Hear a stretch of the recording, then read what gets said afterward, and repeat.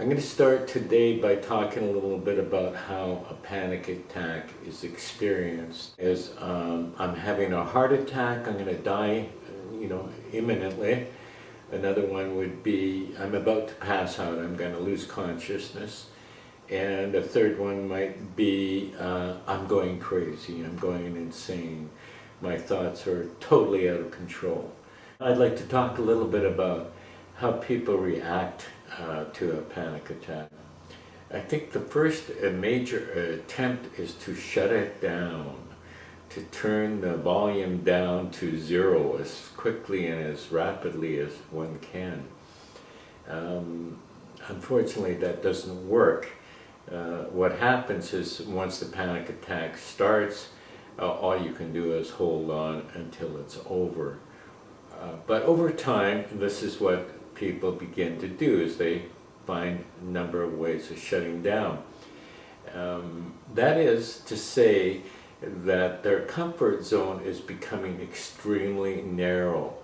The highs are cut off, the lows are arrested. So instead of having a very wide comfort zone where you can tolerate jealousy, love, pleasure, pain, envy, all those emotions, instead of having a wide comfort zone where you can tolerate or even enjoy those states of being, the victim of panic attack starts to experience a very, very narrow comfort zone. Anything that goes beyond, above or below that comfort zone is likely to trigger a panic attack. So the sufferers become extremely skilled at limiting their experiences to the safe and familiar. No getting drunk, no getting even slightly high, because that would take them out of the comfort zone.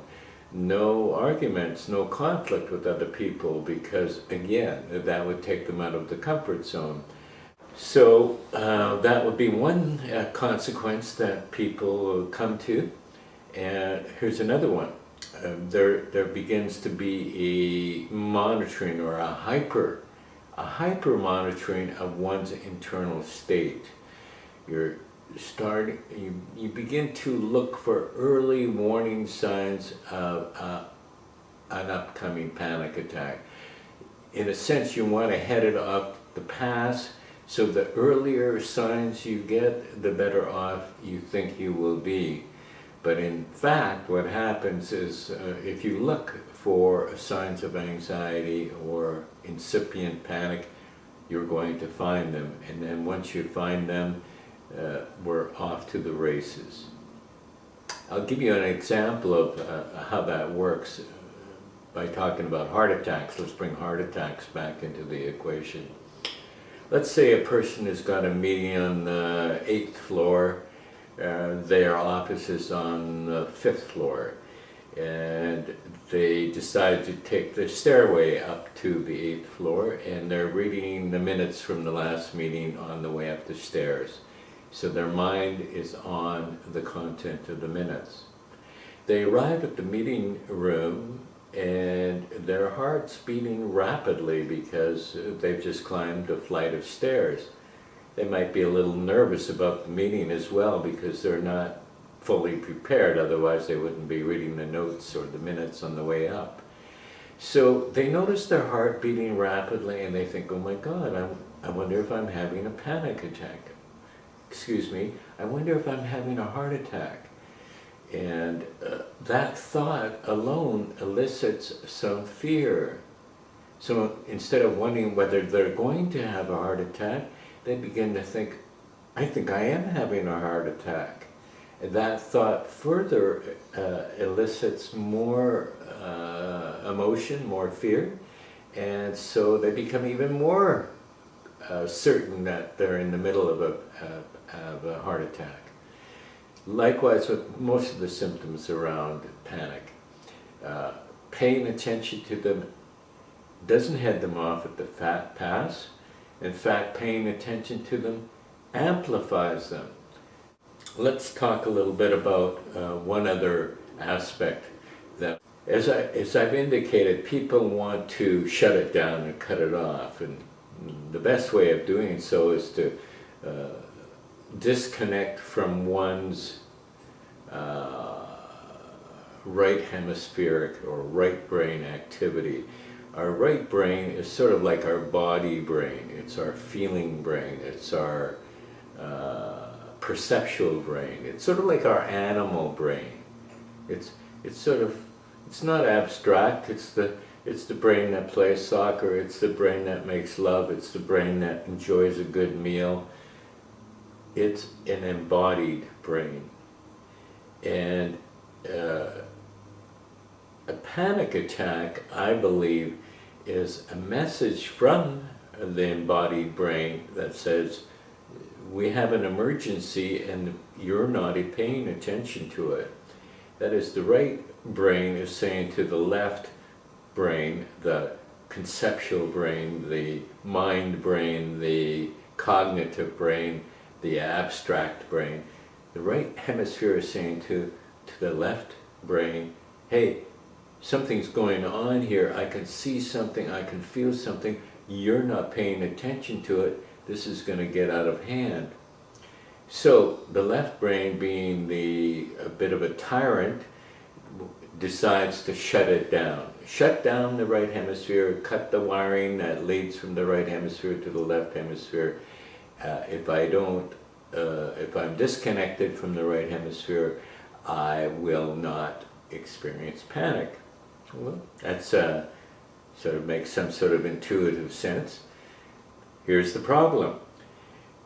The right brain stores all our previous experience. It's sort of like a fund, an instant fund of, well, this one psychotherapist named Eugene Gendlin calls it our interpretive mass. So whenever we have a new experience, it's automatically referred to that interpretive mass for interpretation. So if I experience some pain, I judge the severity of the pain by referring it to all the pains I've ever had. And instantly I say, oh, it's just a minor pain, it's just a pinch. Or I'll say, oh, time to head down to the emergency ward. I make those assessments or those judgments instantly and automatically by referring to my right brain. I don't have to do it consciously, it's done for me. The problem is with people who've got panic disorders, they've cut off their access to the right brain or to their embodied brain. As a result, they don't have a benchmark. They don't have anything which to compare their current experience to. So they have sort of like no way of doing a reality check. The implication of that is that they become highly suggestible. That is, if you say to somebody who has been suffering from panic disorder syndrome, if you say to them, hey, don't you notice it's kind of warm in here? They're going to probably break out in a sweat in a few moments, because my idea or my utterance has now having the effect of a post-hypnotic suggestion. And they start to experience it. Likewise, if I were to talk to them about their panic attacks, or if they were to talk about their panic attacks to me, just talking about it would bring one on.